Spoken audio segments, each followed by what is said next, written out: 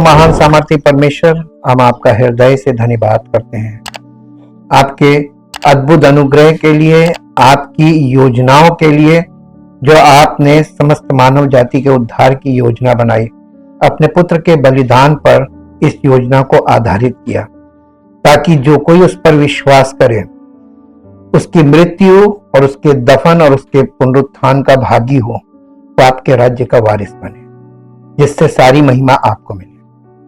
हम आपको समर्पण के साथ धन्यवाद करते हुए ये कहना चाहते हैं, प्रभु आपकी इच्छा हर उस व्यक्ति के जीवन में जो परमेश्वर के वचन से प्रेम करता है, परमेश्वर के वचन में मन लगाता है, कलीसिया में अपने आप को समर्पित करता है, ये योजना लागू और पूरी होती है ताकि आपका नाम महिमा पाए। धन्यवाद के साथ प्रार्थना को प्रभु यीशु मसीह के पवित्र नाम से मांगते हैं, आमीन।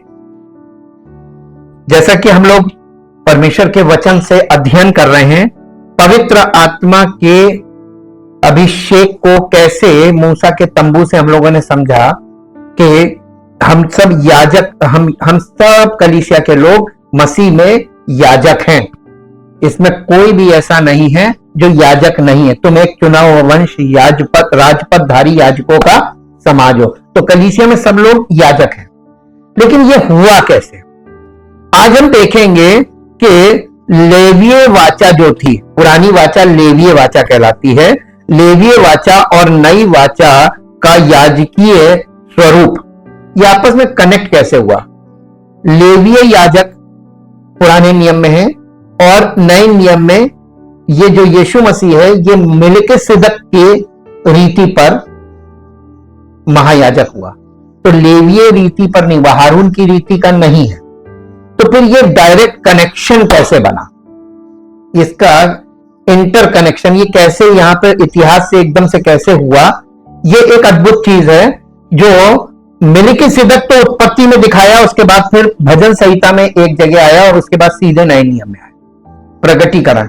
तो ये यीशु मसीह को कैसे वहां से कनेक्शन दिखाया गया है, ये चीज को आपको समझने के लिए आज का भाग, आज का अध्ययन बहुत जरूरी है कि ये कैसे हुआ।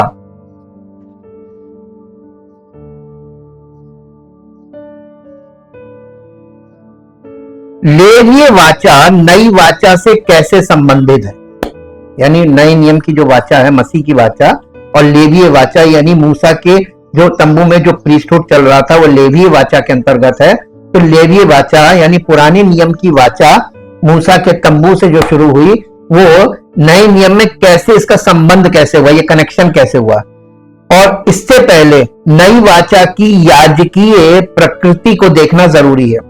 ये संबंध को समझने से पहले नए नियम में जो याजकीय वाचा यानी हमारा जो याजक है, उसके स्वभाव को, उसकी प्रकृति को देखना जरूरी है, क्योंकि नई वाचा की याजकीय प्रकृति को देखने से हमें यह समझने में मदद मिलती है कि लेवीय वाचा इतनी महत्वपूर्ण क्यों है। लेवीय वाचा बहुत महत्वपूर्ण है, इसके बिना आप इस वाचा तक पहुंच नहीं पाएंगे। और क्यों इसके बिना हम नई वाचा की पूरी महिमा से वंचित रह जाते हैं। आज देखिए कलीसियाएं, मैक्सिमम कलीसियाएं अपने आप को मसीह कह तो रहे हैं, लेकिन ये उस महिमा तक पहुंच नहीं पा रहे। इससे विचारों में काल्पनिक, जिसको बोलते हैं, कल्पना कर रहे हैं। कल्पना नहीं, हकीकत नहीं होगी जब तक आप उस रास्ते चलेंगे नहीं, हकीकत होगी नहीं। केवल बैठे बैठे विचार कर लेने से आप मसीही नहीं हो सकते। जो हो रहा है, नए नियम की जो याजकीय प्रकृति है, नई वाचा की याजकीय प्रकृति को देखने का सबसे सरल तरीका है यिर्मयाह नबी की पुस्तक और उसका 31 अध्याय। यिर्मयाह नबी की पुस्तक, ये देखिए, व्यवस्था और भविष्यवक्ता, दो बातों का जिक्र है पुराने नियम को लेकर। तो ये जो यिर्मयाह नबी की पुस्तक है, इसका 31 अध्याय, ये बीच में आता है। 31 अध्याय का 31 पद से 34 पद तक पढ़ेंगे। फिर यहोवा की ये भी वाणी है, सुन, ऐसे दिन आने वाले हैं जब मैं इज़राइल और यहूदा के घरानों से नई वाचा बांधूंगा। फ्यूचर की बात कर रहा जी। वो उस वाचा के समान ना होगी जो मैंने उनके पुरखाओं से उस समय बांधी थी, जब मैं उनका हाथ पकड़कर जब मैं उनका हाथ पकड़कर उन्हें मिस्र देश से निकाल लाया, क्योंकि यद्यपि मैं उनका पति था तो भी उन्होंने मेरी वो वाचा तोड़ डाली। परंतु जो वाचा मैं उन दिनों के बाद इज़राइल के घराने से बांधूंगा, वो ये है, मैं अपनी व्यवस्था उनके मन में समवाऊंगा और उसे उनके हृदय पर लिखूंगा, और मैं उनका परमेश्वर ठहरूंगा और वे मेरी प्रजा ठहरेंगे। यहोवा की ये वाणी है। तब उन्हें फिर एक दूसरे से ये ना कहना पड़ेगा कि यहोवा को जानो, क्योंकि यहोवा की ये वाणी है, छोटे से लेकर बड़े तक सबके सब मेरा ज्ञान। तो नई वाचा में जो लोग होंगे वो छोटे से लेकर बड़े तक परमेश्वर की जानकारी, सटीक जानकारी सबके पास होगी, परमेश्वर का ज्ञान रखेंगे। अब बताइए, जब सब बराबर हो गए, सबको परमेश्वर का ज्ञान हो गया, तो सब याजक हुए कि नहीं हुए? हाँ, मेरा ज्ञान रखेंगे, क्योंकि मैं उनका अधर्म क्षमा करूंगा और उनका पाप फिर स्मरण ना करूंगा। ये वाचा परमेश्वर ने ये भविष्यवाणी की थी, और इस भविष्यवाणी के आधार पर ये वायदों पर विचार करके हम आगे बढ़ते हैं, जिसका पूरा उल्लेख इब्रानियों की पत्री 8 अध्याय, इब्रानियों की पत्री 8 अध्याय, इब्रानियों की पत्री 8 अध्याय और 8 अध्याय का 8 से 12 पद तक पढ़ेंगे। पर वो उन पर दोष लगाकर कहता है, हाँ, पर वो उन पर दोष लगाकर कहता है, बल्कि 7 पद से पढ़िए और स्पष्ट हो जाएगा। क्योंकि यदि वो पहली वाचा निर्दोष होती तो दूसरी के लिए अवसर ना ढूंढा जाता। जी, पर वो उन पर यानी पुरानी वाचा के लोगों पर दोष लगाकर कहता है, प्रभु कहता है, देखो वो दिन आते हैं कि मैं इज़राइल के घराने के साथ और यहूदा के घराने के साथ नई वाचा बांधूंगा। हाँ, मैं इज़राइल के घराने के साथ और यहूदा के घराने के साथ नई वाचा बांधूंगा। ये उस वाचा के समान ना होगी जो मैंने उनके बाप दादों के साथ उस समय बांधी थी, जब मैं उनका हाथ पकड़कर उन्हें मिस्र देश से निकाल लाया। क्योंकि वे मेरी वाचा पर स्थिर ना रहे, इसलिए मैंने उनकी सुधि ली। प्रभु यही कहता है। फिर प्रभु कहता है कि जो वाचा मैं उन दिनों के बाद इज़राइल के घराने से बांधूंगा, वो ये है कि मैं अपनी व्यवस्था को उनके मनों में डालूंगा और उसे उनके हृदय पर लिखूंगा, और मैं उनका परमेश्वर ठहरूंगा और वे मेरे लोग ठहरेंगे। और हर एक अपने देश वाले को और अपने भाई को ये शिक्षा ना देगा कि तू प्रभु को पहचान, क्योंकि छोटे से बड़े तक सब मुझे जान लेंगे। दयावंत होऊंगा और उनके पापों को फिर स्मरण ना करूंगा। नई वाचा की स्थापना से उसने प्रथम वाचा को पुरानी ठहराया, और जो वस्तु पुरानी और जीर्ण हो जाती है उसका मिट जाना अनिवार्य है, यानी आवश्यक है। ये बहुत जरूरी है। तो जो चीज अब नहीं मान्य नहीं है, जो कानून अब मान्य नहीं है, उसका अब अमेंडमेंट हो गया, अपडेट हो गया, तो आप कौन सा कानून हम लोगों पे लागू होगा, पुराना के नया? बस यही वाली बात यहां पर हम लोगों को समझनी है कि ये वाचाओं के बीच परमेश्वर ही अंतर कर रहा है। कम से कम 4 तरीकों से इस वाचा की विषय वस्तु याजकी है। यिर्मयाह के 31 अध्याय के 31 से 34 पद के बीच हम लोग इसका अध्ययन करके देखेंगे कि ये कैसे नई वाचा में कन्वर्ट हो रही है पुरानी वाचा। और इसके लिए हम देखेंगे कि जैसा हम लोगों ने इब्रानियों 8 अध्याय का, इब्रानियों की पत्री, यिर्मयाह नबी की पुस्तक, उसका 31 अध्याय का 31 और 32 पद पढ़िए। फिर यहोवा की ये भी वाणी है, ये वाणी है नहीं, ये भी वाणी है जी, सुन, ऐसे दिन आने वाले हैं जब मैं इज़राइल और यहूदा के घरानों से नई वाचा बांधूंगा, ये उस वाचा के समान ना होगी जो मैंने उनके पुरखाओं से उस समय बांधी थी जब मैं उनका हाथ पकड़कर उन्हें मिस्र देश से निकाल लाया था, क्योंकि यद्यपि मैं उनका पति था तो भी उन्होंने मेरी वो वाचा तोड़ डाली। अब देखिए इब्रानियों की पत्री में आइए, 8 अध्याय का 8 और 9 पद पढ़िए। पर वो उन पर दोष लगाकर कहता है, प्रभु कहता है, देखो वो दिन नहीं, देखो वे दिन आते हैं कि मैं इज़राइल के घराने के साथ और यहूदा के घराने के साथ नई वाचा बांधूंगा। ये उस वाचा के समान ना होगी जो मैंने उनके बाप दादों के साथ उस समय बांधी थी जब मैं उनका हाथ पकड़कर मिस्र देश से निकाल लाया, क्योंकि वे मेरी वाचा पर स्थिर ना रहे,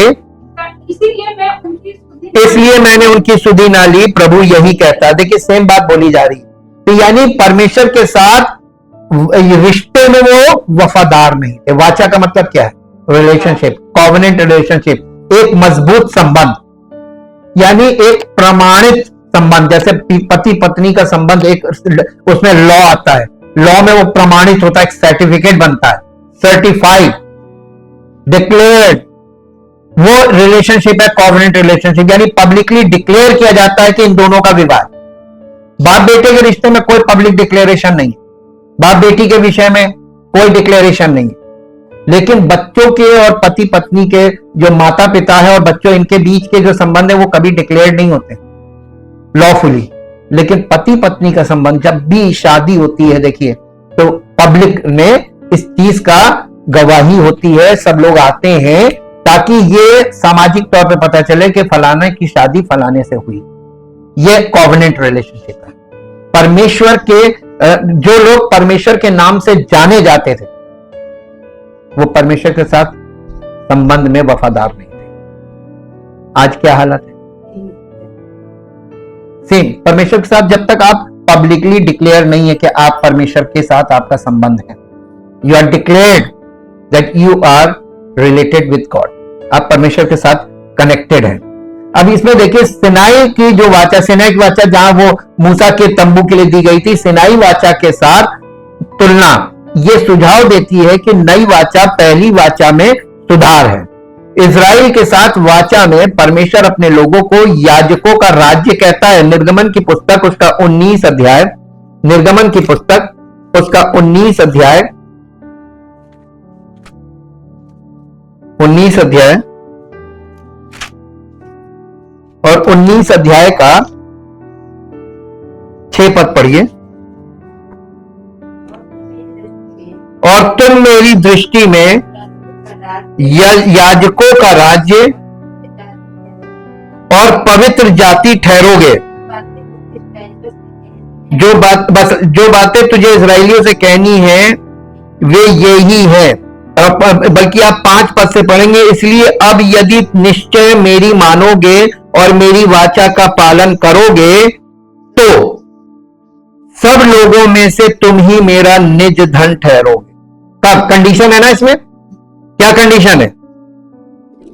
यदि तुम निश्चय मेरी मानोगे, मेरी आज्ञा मानोगे और मेरी वाचा का पालन करोगे तो तुम सब जातियों, सब लोगों में से तुम ही मेरा निज धन ठहरोगे। समस्त पृथ्वी तो मेरी है और तुम मेरी दृष्टि में याजकों का राज्य और पवित्र जाति ठहरोगे। ठीक, अब आप देखिए इसके साथ ये परमेश्वर ने उनको बोला था और अब नई वाचा में वो ऐसा ही करता है। इब्रानियों में रहते हुए परमेश्वर की नई वाचा के जो मसीही विश्वासी हैं उनकी पहचान पुत्रों के रूप में की जा रही है। इब्रानियों की पत्री और उसका 12 अध्याय में आइए। इब्रानियों की पत्री और उसका 12 अध्याय और 12 अध्याय का पहले पद से पढ़िए 1 से 17 तक। इस कारण जबकि गवाहों का ऐसा बड़ा बादल हमको घेरे हुए है, तो आओ हर एक रोकने वाली वस्तु और उलझाने वाले पाप को दूर करके वो दौड़ जिसमें हमें दौड़ना है, धीरज से दौड़ें और विश्वास के कर्ता और सिद्ध करने वाले यीशु की ओर ताकते रहें, जिसने उस आनंद के लिए जो उसके आगे धरा था, लज्जा की कुछ चिंता ना करके क्रूस का दुख सहा और परमेश्वर के सिंहासन की दाहिनी ओर जा बैठा। इसलिए उस पर ध्यान करो जिसने अपने विरोध में पापियों का इतना विरोध सह लिया कि तुम निराश होकर साहस ना छोड़ दो। तुमने पाप से लड़ते हुए उससे ऐसी मुठभेड़ नहीं की कि तुम्हारा लहू बहाओ, और तुम उस उपदेश को जो तुमको पुत्रों के समान दिया जाता है भूल गए हो। हे मेरे पुत्र, प्रभु की ताड़ना को हल्की बात ना जान, और जब वो तुझे घुड़के तो साहस ना छोड़, क्योंकि प्रभु जिससे प्रेम करता है उसकी ताड़ना भी करता है, और जिसे पुत्र बना लेता है उसको कोड़े भी लगाता है। तुम दुख को ताड़ना समझकर सह लो, परमेश्वर तुम्हें पुत्र जानकर तुम्हारे साथ बर्ताव करता है। वो कौन सा पुत्र है जिसकी ताड़ना पिता नहीं करता? यदि वो ताड़ना जिसके भागी सब होते हैं तुम्हारी नहीं हुई तो तुम पुत्र नहीं पर व्याभिचार की संतान ठहरे। जी, फिर जबकि हमारे शारीरिक पिता भी हमारी ताड़ना किया करते थे और हमने उनका आदर किया, तो क्या आत्माओं के पिता के और भी अधीन ना रहे जिससे हम जीवित रहें? कौन? हमारे शारीरिक पिता। उनके लिए लिखा है कि वे तो अपनी अपनी समझ के अनुसार थोड़े दिनों के लिए ताड़ना करते थे, पर परमेश्वर के लिए कहा है कि वो तो हमारे लाभ के लिए करता है कि हम भी उसकी पवित्रता के भागी हो जाएं। वर्तमान में हर प्रकार की ताड़ना आनंद की नहीं परंतु शोक की बात दिखाई पड़ती है, तो भी जो उसको सहते सहते पक्के हो जाते हैं, बाद में उन्हें चैन के साथ धर्म का प्रतिफल मिलता है। इसलिए ढीले हाथों और निर्बल घुटनों को सीधा करो और अपने पांव के लिए सीधे मार्ग बनाओ कि लंगड़ा भटक ना जाए पर भला चंगा हो जाए।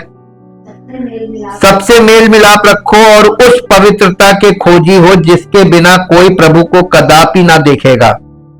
ध्यान से देखते रहो, ऐसा ना हो कि कोई परमेश्वर के अनुग्रह से वंचित रह जाए या कोई कड़वी जड़ फूट कर कष्ट दे और उसके द्वारा बहुत से लोग अशुद्ध हो जाएं। ऐसा ना हो कि कोई जन व्याभिचारी या एसाव के समान अधर्मी हो, जिसने एक बार के भोजन के बदले अपने पहलौठे होने का पद बेच डाला।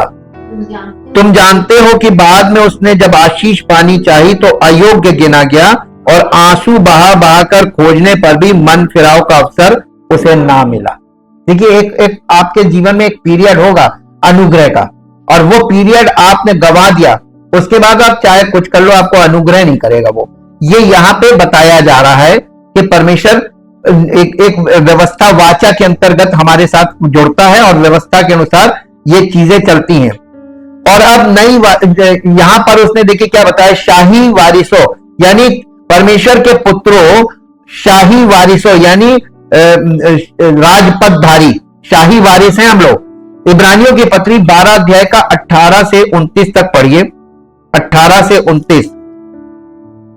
तुम तो उस पहाड़ के पास जो छुआ जा सकता था और आग से प्रज्वलित था, और काली घटा और अंधेरा और आंधी के पास, और तुरही की ध्वनि और बोलने वाले के ऐसे शब्द के पास नहीं आए, जिसके सुनने वालों ने विनती की कि अब हमसे और बातें ना की जाए, क्योंकि वे उस आज्ञा को ना सह सके। यदि कोई पशु भी पहाड़ को छुए तो उस पर पथराव किया जाए। और वो दर्शन ऐसा डरावना था कि मूसा ने कहा, मैं बहुत डरता और कांपता हूं। ये मालूम कहां की बात की जा रही है? निर्गमन 19 अध्याय, जब परमेश्वर ने अपने मुंह से 10 आज्ञाओं को बोला था, और उस समय काली घटा छा गई थी। वहां पे पूरा वहीं का सीन है ये इतनी आयतों में। पर तुम सय्योन पहाड़ के साथ, अब देखिए नई वाचा में कहां हम आए। हम कहां आए? हम पुरानी वाचा के उस पहाड़ पे नहीं आए जहां लोग कांप रहे थे, मूसा भी कांप रहा था। हम सय्योन पहाड़ के पास और जीते परमेश्वर के नगर स्वर्गीय यरूशलेम के पास, और लाखों स्वर्गदूतों और उन पैलोठों की साधारण सभा और कलीसिया, जिनके नाम स्वर्ग में लिखे हुए हैं, और सबके न्यायी परमेश्वर के पास, और सिद्ध किए हुए धर्मियों की आत्माओं और नई वाचा के मध्यस्थ यीशु और छिड़काव के उस लहू के पास आए हो, जो हाबिल के लहू से उत्तम बातें कहता है। सावधान रहो और उस कहने वाले से मुंह ना फेरो। अब देखिए नई वाचा के लोगों को यहां पर बहुत खास बात बोली जा रही, सावधान रहो और उस कहने वाले से मुंह ना फेरो, क्योंकि वे लोग जब पृथ्वी पर के चेतावनी देने वाले से मुंह मोड़कर ना बच सके, तो हम स्वर्ग पर से चेतावनी देने वाले से मुंह मोड़कर कैसे बच सकेंगे? उस समय तो उसके शब्द ने पृथ्वी को हिला दिया, पर अब उसने ये प्रतिज्ञा की है, एक बार फिर मैं न केवल पृथ्वी को वरन आकाश को भी हिला दूंगा। और ये वाक्य एक बार फिर इस बात को प्रकट करता है कि जो वस्तुएं हिलाई जाती हैं वे सृजी हुई होने के कारण टल जाएंगी, ताकि जो वस्तुएं हिलाई नहीं जाती वे अटल बनी रहें। इस कारण हम इस राज्य को पाकर जो हिलने का नहीं कृतज्ञ हो और भक्ति और भय सहित परमेश्वर की ऐसी आराधना करें जिससे वो प्रसन्न होता है, क्योंकि हमारा परमेश्वर भस्म करने वाली आग है। वो भस्म करता सीधे, तो भस्म करने वाली ये परमेश्वर की उपस्थिति के बारे में बताया जा रहा है। हम लोग कहां पर आए हैं? परमेश्वर की नई वाचा में, वाचा के मसीही विश्वासियों की ये पहचान बताई जा रही है कि और याजकों, इब्रानियों की पत्री 13 अध्याय 1 से 21 पढ़िए। इब्रानियों की पत्री 13 अध्याय 1 से 21, एक पद से 21 पद तक।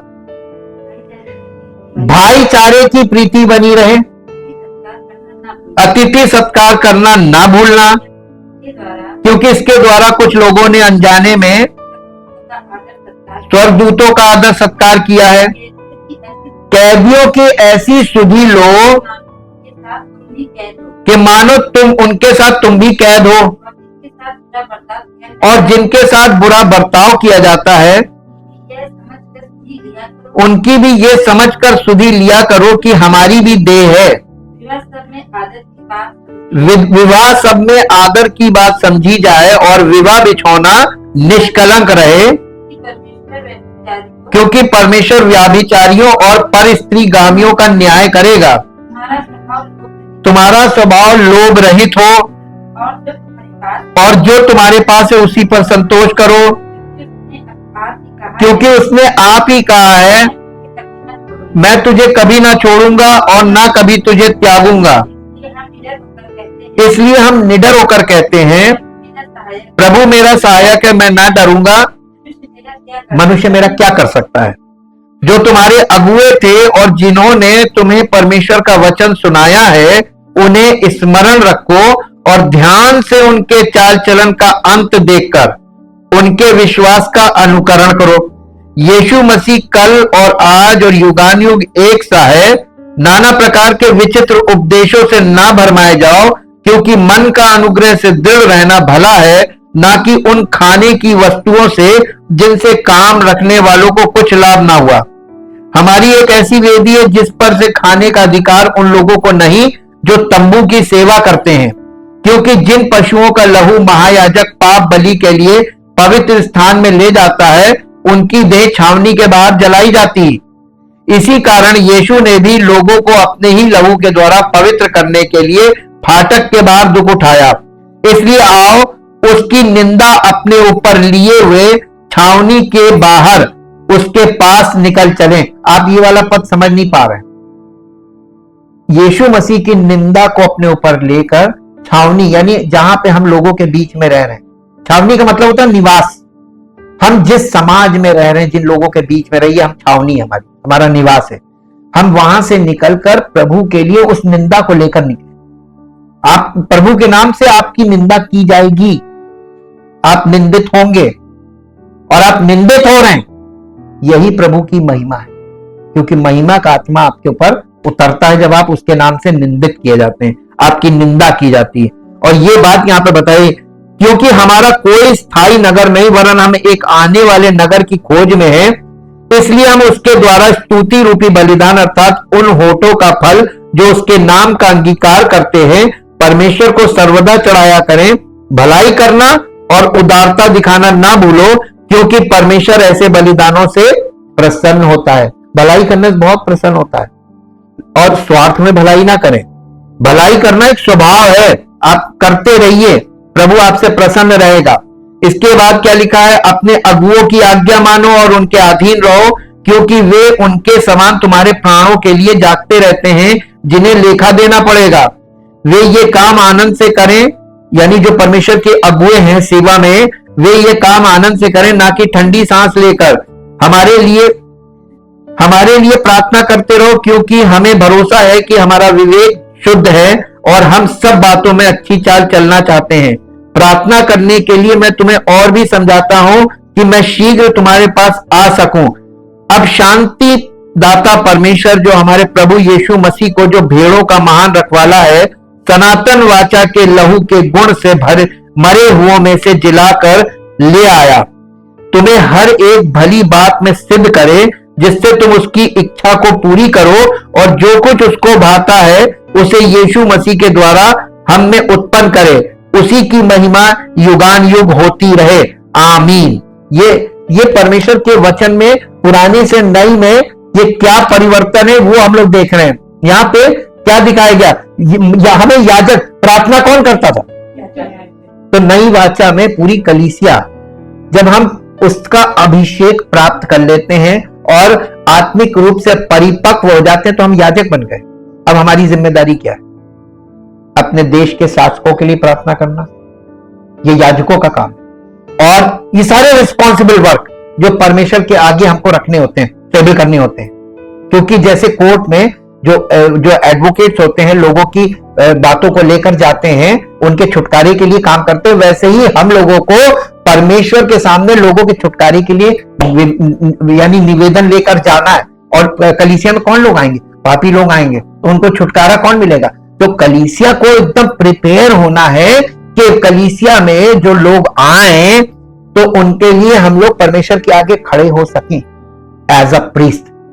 ये यहां पर शिक्षा हम लोगों को मिल रही है कि मसीही लोगों की जिम्मेदारी बहुत बड़ी है। इनमें से प्रत्येक विशेषता मसीह के साथ एकता के माध्यम से आती है, जो एक सच्चा पुत्र, याजक और राजा है। इब्रानियों की पत्री उसका पहला अध्याय उसके 1 से 3 पद को घर में पढ़िएगा, वहां पर वही बात लिखी हुई है जो हम लोग बहुत बार पढ़ चुके कि परमेश्वर ने पुरानी वाचा में कितने भविष्य वक्ताओं के द्वारा कैसे कैसे तरीकों से, विभिन्न तरीकों से अपने लोगों से बात की, और अंत में उसने अपने पुत्र के द्वारा बातें की, जिसे उसने सब वस्तुओं का वारिस ठहराया। और इब्रानियों की पुस्तक दिखा रही है कि कैसे एक सच्चा राजकीय याजक यानी शाही याजकों का एक परिवार बनाता है। तो मसीह का परिवार शाही याजकों का परिवार, समझ में आ रहा है। तो ये वो पुराना लेविटिकल प्रीस्टहुड नहीं है, बल्कि ये शाही याजकों का परिवार बन रहा है। वहां पे हारून का परिवार था जो रिलीजियस फैमिली था, लेकिन मसीह का परिवार शाही याजकों का परिवार है। कितना ग्रेट डिफरेंस है। इसी प्रकार यिर्मयाह 31 अध्याय का 33 पद पढ़िए। ये 31 अध्याय का 33 पद यहां इस प्रकार से लिखा हुआ है,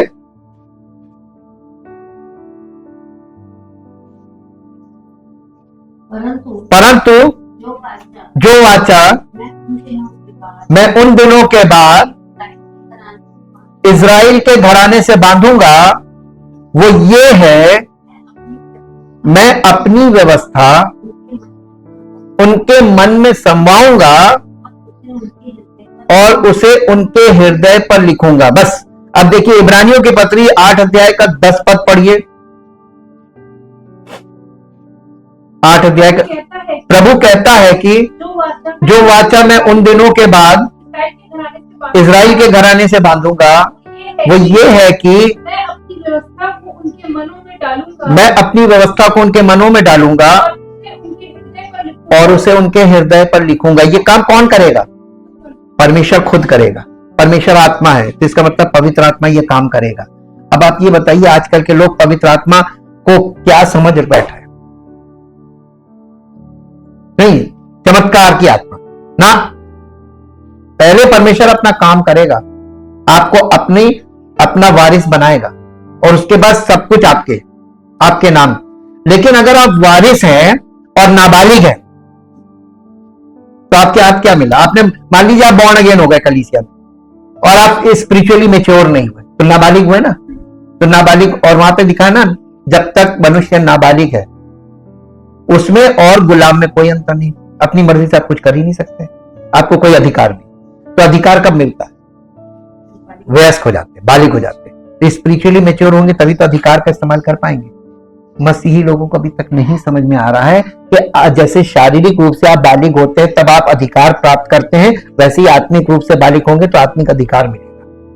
पौलुस इस विषय को लेकर खड़ा रहा और सदियां गुजर गईं।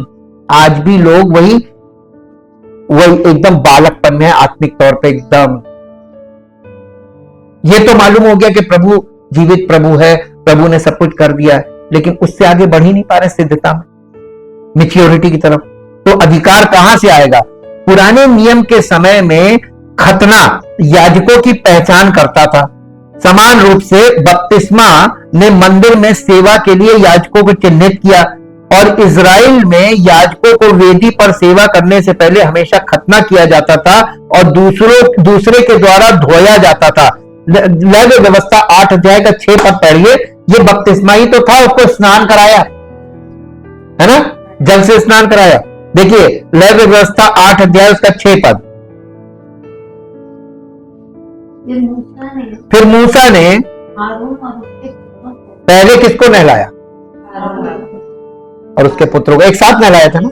है? अगर यीशु मसीह ने बपतिस्मा ले लिया और हम कलीसिया में आज उस कलीसिया में समर्पित हुए, उसका अंग बन रहे हैं, तो उसकी जो देह है कलीसिया, तो वो तो बैप्टाइज्ड है ना, और हम मसीह की देह में बपतिस्मा ले रहे हैं, है ना। तो यहां पे देखिए वही चीज समझाई जा रही है कि नई वाचा में खतना और बपतिस्मा की याजकीय प्रकृति बनी हुई है। केवल ये याजकीय संस्कार अब स्वर्ग में महायाजक द्वारा किए जाते हैं, जब वो आत्मा के द्वारा अपने लोगों के दिलों पर अपना कानून लिखता है। तो जो हमारे हृदय पर वो अपनी व्यवस्था लिख रहा है, यह हृदय का खतना और पवित्र आत्मा का बपतिस्मा दोनों चीजें हैं कि नहीं?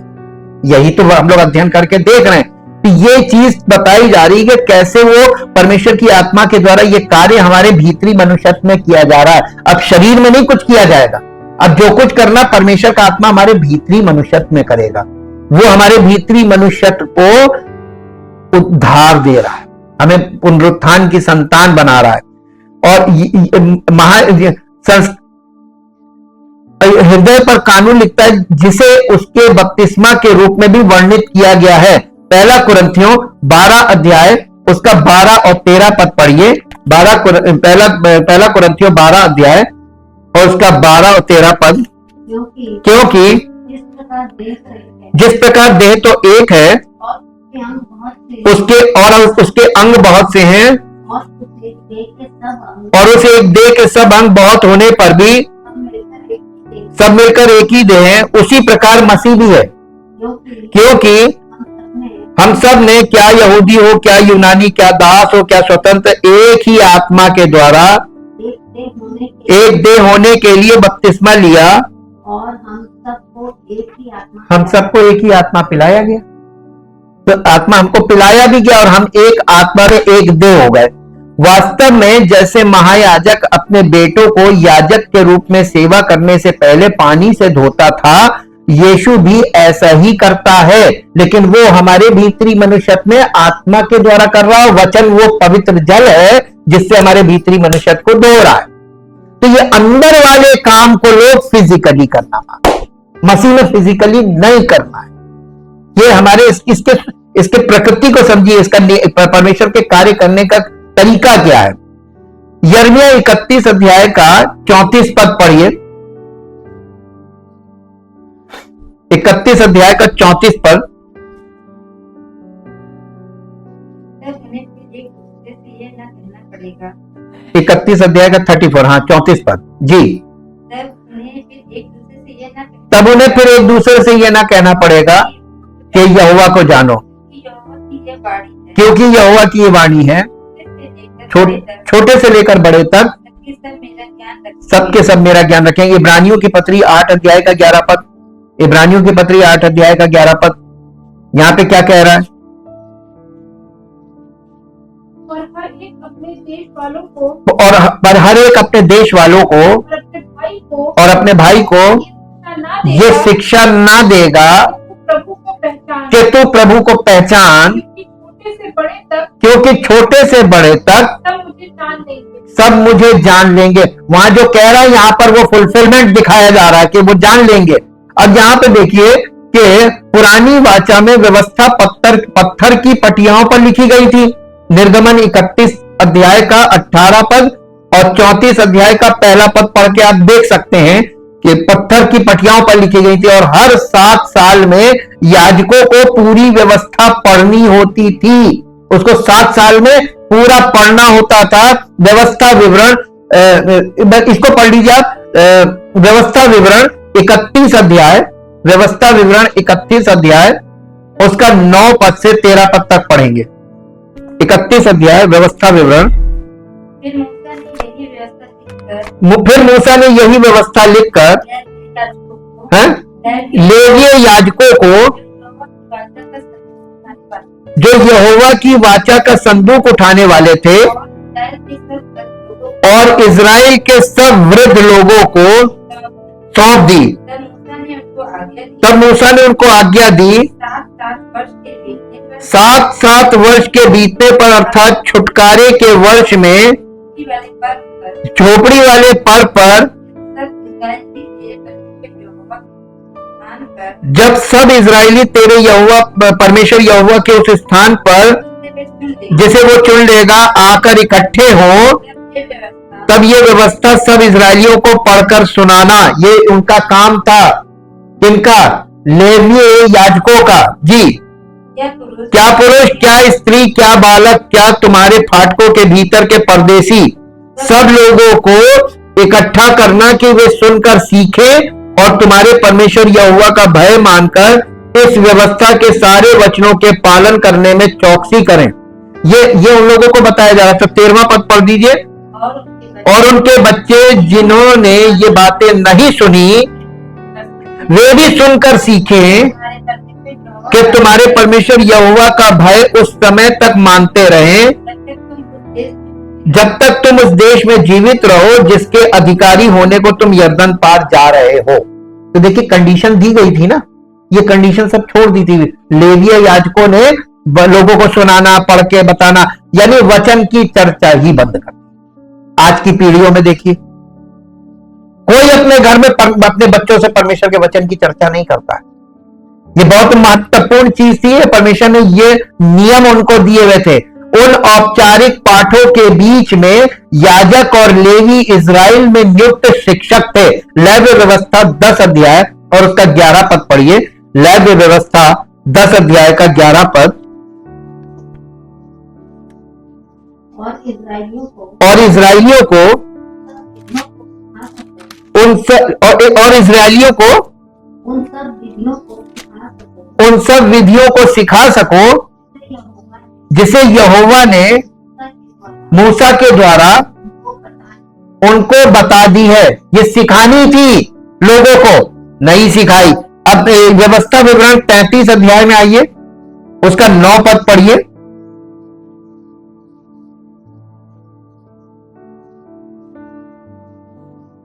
उसने तो अपने माता पिता के विषय में कहा, मैं उनको नहीं जानता, और ना तो उसने अपने भाइयों को अपना माना और ना अपने पुत्रों को पहचाना, क्योंकि उन्होंने तेरी बातें मानी और वे तेरी वाचा का पालन करते रहे। इसका एक पद ऊपर से पढ़ेंगे तो आपको स्पष्ट हो जाएगा। 8 और 9 पढ़ेंगे। फिर लेवी के विषय में उसने कहा, तेरे तुम्मीम और उरीम तेरे भक्त के पास हैं, जिसको तूने मस्सा में परख लिया और जिसके साथ मरीबा नामक सोते पर तेरा वाद विवाद हुआ। उसने तो अपने माता पिता के विषय में कहा, मैं उनको नहीं जानता, और ना तो उसने अपने भाइयों को अपना माना और ना अपने पुत्रों को पहचाना, क्योंकि उन्होंने तेरी बातें मानी और तेरी वाचा का पालन करते हैं। और वे याकूब को तेरे नियम और इस्राएल को तेरी व्यवस्था सिखाएंगे, और तेरे आगे धूप और तेरी वेदी पर सर्वांग पशु को होम बलि करेंगे। यहाँ पे ये उनको ये जिम्मेदारी दी जा रही कि तुमको सब सिखानी है ये व्यवस्था। उन औपचारिक पाठों के बीच में याजक और लेवी इजराइल में नियुक्त शिक्षक थे। और इसके बाद एक पद और पढ़ दीजिए, मलाकी की पुस्तक 2 अध्याय। मलाकी की पुस्तक मत्ती से पहले है, 2 अध्याय और 2 अध्याय का 2 अध्याय और 2 अध्याय का 4 पद से 9 पद तक पढ़िए।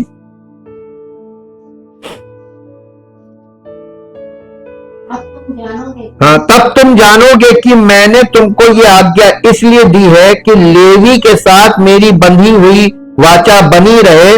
सेनाओं के यहोवा का यही वचन है।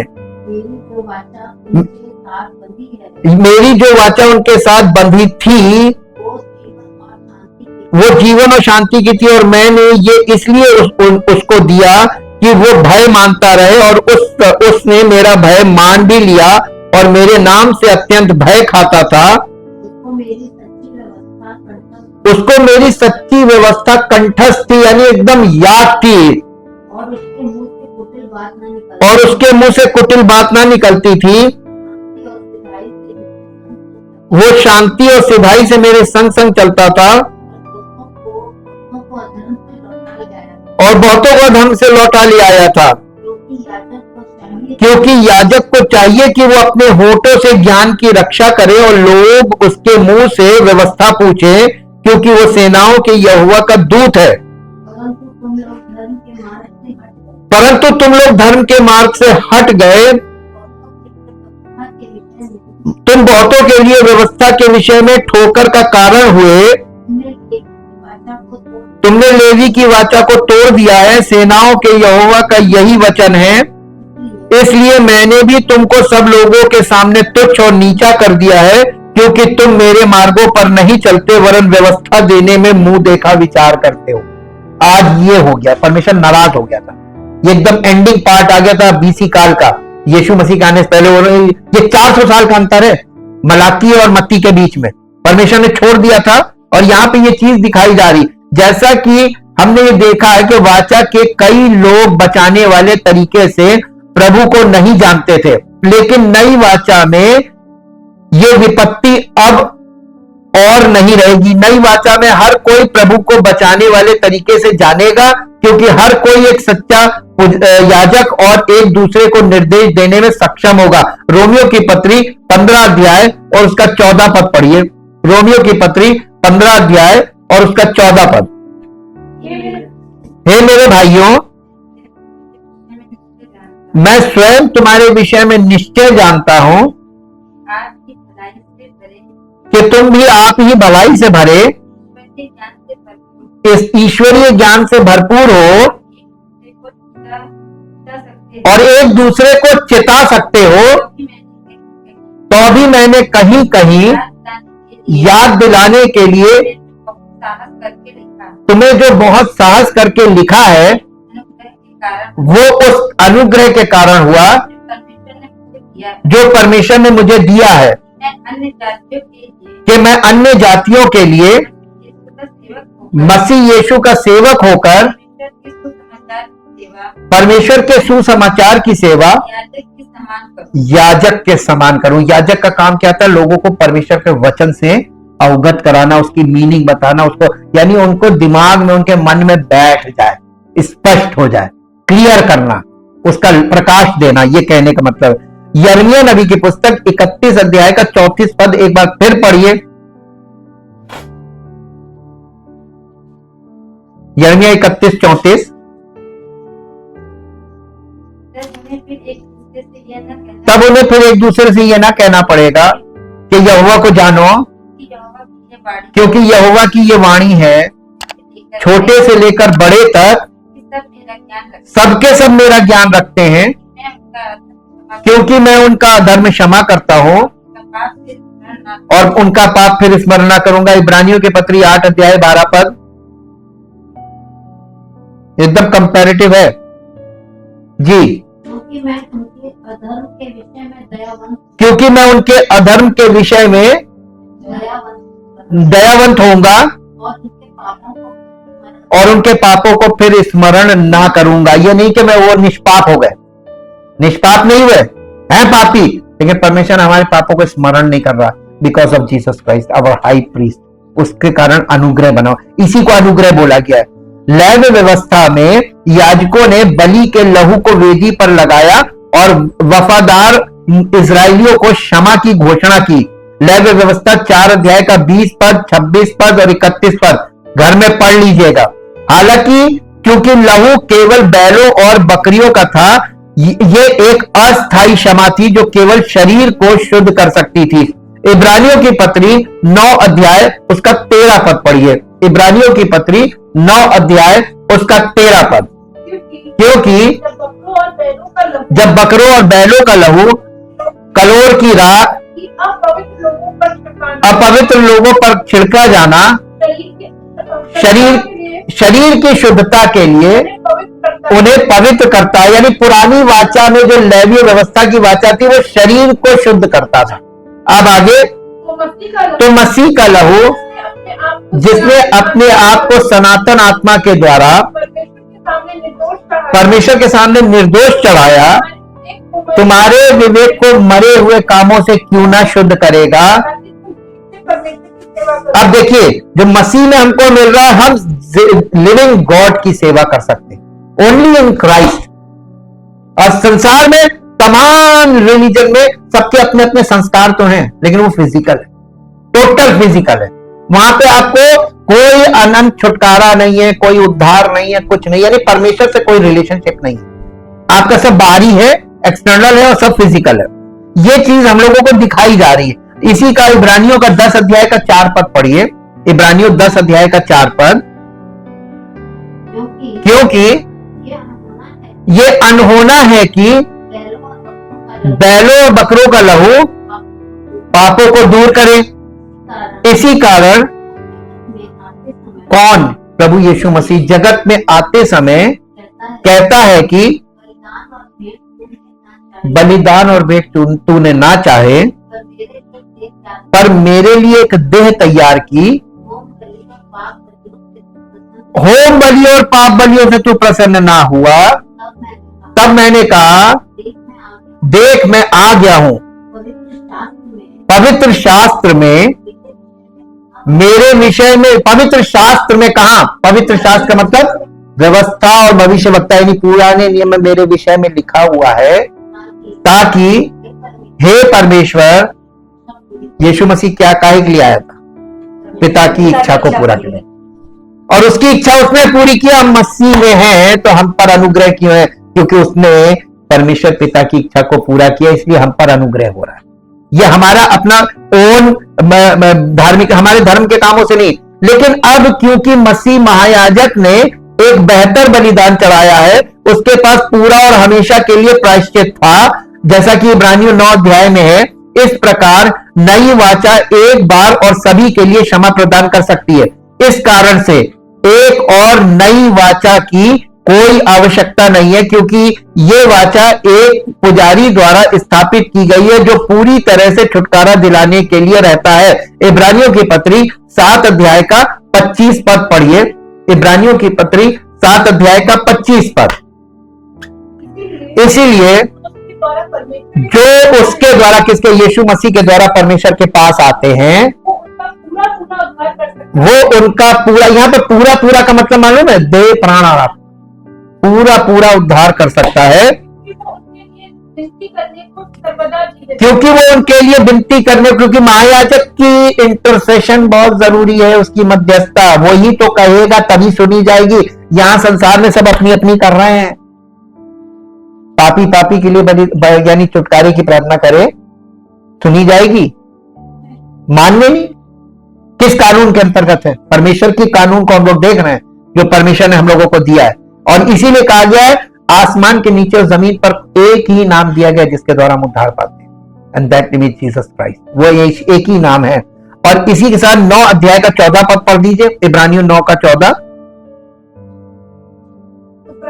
तो प्रकट है कि हमारा प्रभु यहूदा के गोत्र में से, नहीं 7 अध्याय नहीं, 9 अध्याय का 14 पद। तो मसीह का लहू जिसने अपने आप को सनातन आत्मा के द्वारा परमेश्वर के सामने निर्दोष चढ़ाया, तुम्हारे विवेक को मरे हुए कामों से क्यों ना शुद्ध करेगा।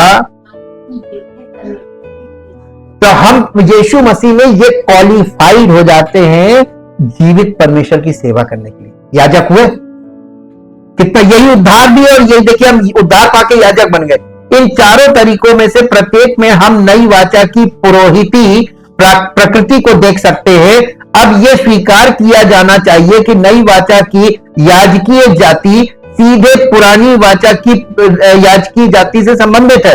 आखिरकार यर्मिया और इब्रानियों ने सीधे सिनाई वाचा की तुलना नई वाचा से की है। ऐसा कहने के बाद नई वाचा को लेवीय वाचा को पूरा करते हुए देखने के कम से कम 3 अन्य तरीके हैं।